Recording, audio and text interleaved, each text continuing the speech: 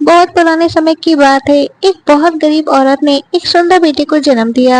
उस बच्चे के हाथ में नीले रंग का एक बड़ा सा दाग था, जो पंडितों के अनुसार उसे भगवान बना रहा था।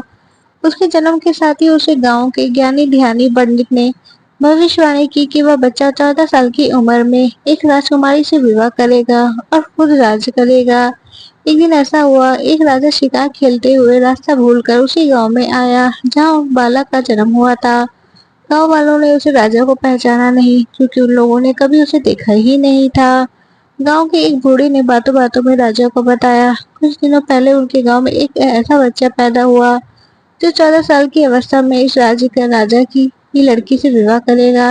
राजा को यह बात सुनकर बहुत गुस्सा आया, क्योंकि कुछ दिन पहले उसके घर में एक बेटी का जन्म हुआ था। राजा वैसे भी बहुत ही घमंडी और कठोर हृदय का व्यक्ति था। राजा ने सोचा कि क्यों ना मैं उस गरीब औरत को कुछ धन देकर उसका बच्चा इसे ले लूं और उसका काम तमाम कर दूं। तो ना ही यह भगवान बच्चा रहेगा और ना ही मेरी राजकुमारी से विवाह करवाएगा।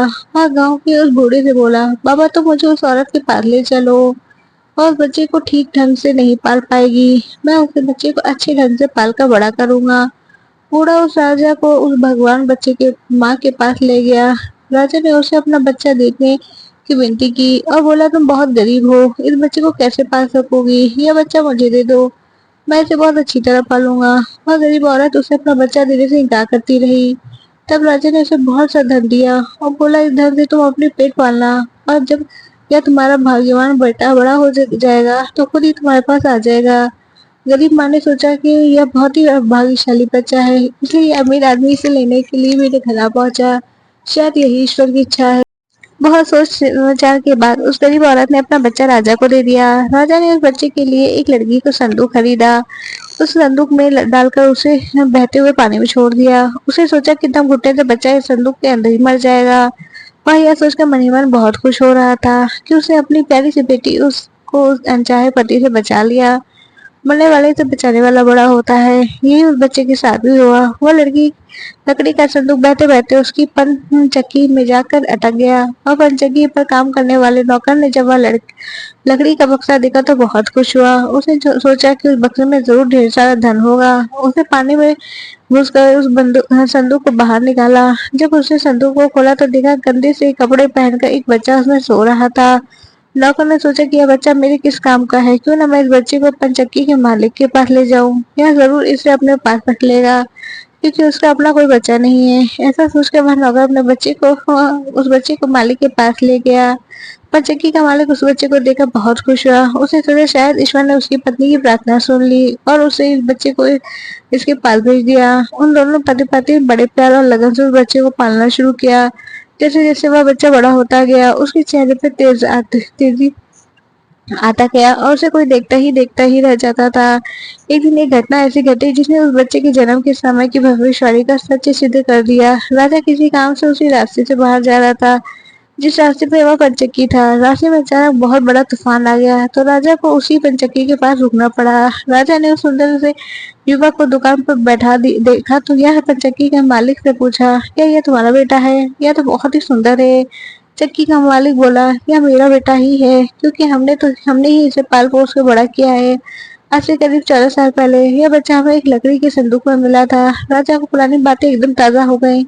उस चक्की के मालिक की बात सुनकर बहुत आश्चर्य हुआ कि बच्चा जिसे वह अब तक मरा हुआ समझ रहा था अभी तक जिंदा है। उसने उस लड़के को खत्म करने की तरकीब फिर सोची। फिर पंचक्की ने मालिक से बोला, क्या उस लड़के को मेरा एक काम करने की आज्ञा दे सकते हैं? मैं रानी के पास एक पत्र भिजवाना चाहता हूँ।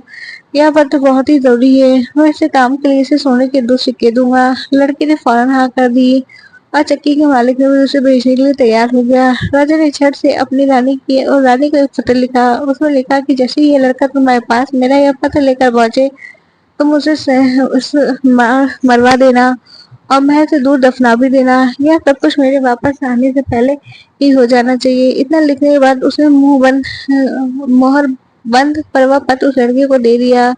लड़का उस पत्र को लेकर राजमहल की ओर चल दिया। वह आज तक अपने घर से कहीं बहुत दूर नहीं गया था, अतः राजमहल का रास्ता नहीं ढूंढ सका और जंगल में ही भटकने लगा। शाम ढल चुकी थी, तभी अंधेरे में उसे दूर से रोशनी आती दिखाई दी। वह दौड़ कर उस रोशनी के पास गया तो देखा वह एक छोटा सा कच्चा घर था उस घर में कोई दरवाजा नहीं था। जब वो घर में घुसा तो उसे देखा वह एक बूढ़ी औरत आग जलाए बिल्कुल अकेली बैठी। वह औरत उस लड़के को अपने सामने देख कर डर गई। उसने लड़के से पूछा, बेटा तू कहाँ से आ रहा है और तुझे कहाँ जाना है? लड़के ने जवाब दिया, मैं पास के गांव की पंचक्की से आ रहा हूँ। मैं रानी माँ को यह खत देने जा रहा हूँ।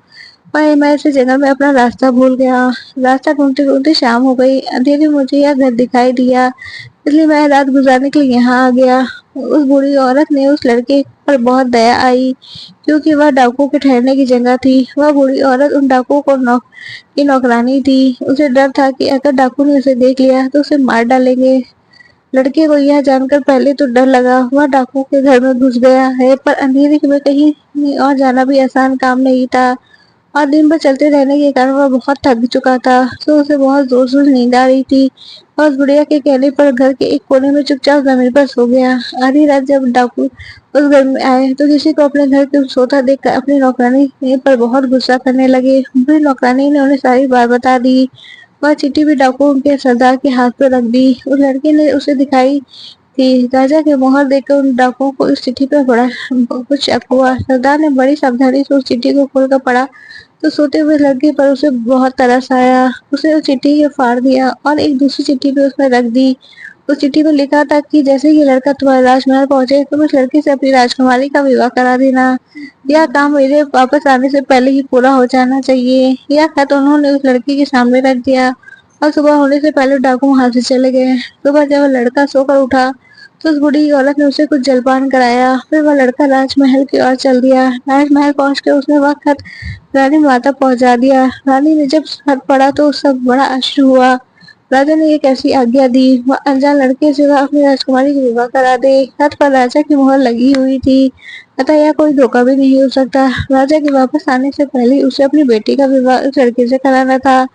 रानी ने लड़के को अपने पास बुलवाया और उसका भोला भाला और सुंदर चेहरा बहुत पसंद आया और उसने अगले ही दिन उससे अपने बेटे का विवाह करा दिया। लड़का राजकुमारी के साथ सुख से उस महल में रहने लगा। कुछ महीनों बाद राजा वापस अपने राजमहल में आया तो लड़के के बारे में जानने के लिए बहुत उत्सुक था।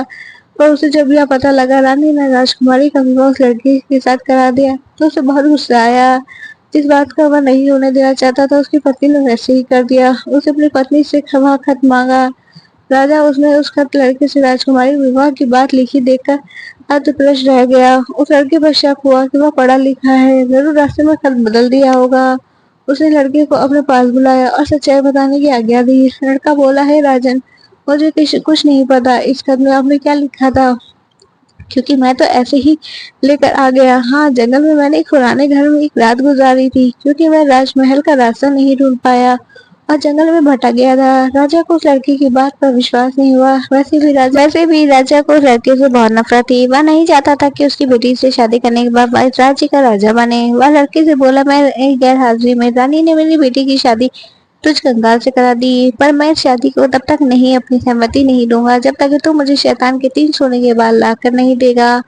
जब तू ये 3 सोने के बाल मुझे देगा तभी ये सही मायने उसका पति बन पाएगा। राजा ने ऐसी असंभव शर्त इसलिए रखी थी कि 3 सोने के बाल ढूंढते ढूंढते वह लड़का कहीं मर खप जाएगा। इस प्रकार उस लड़के के पास अपने आप छुटकारा मिल जाएगा।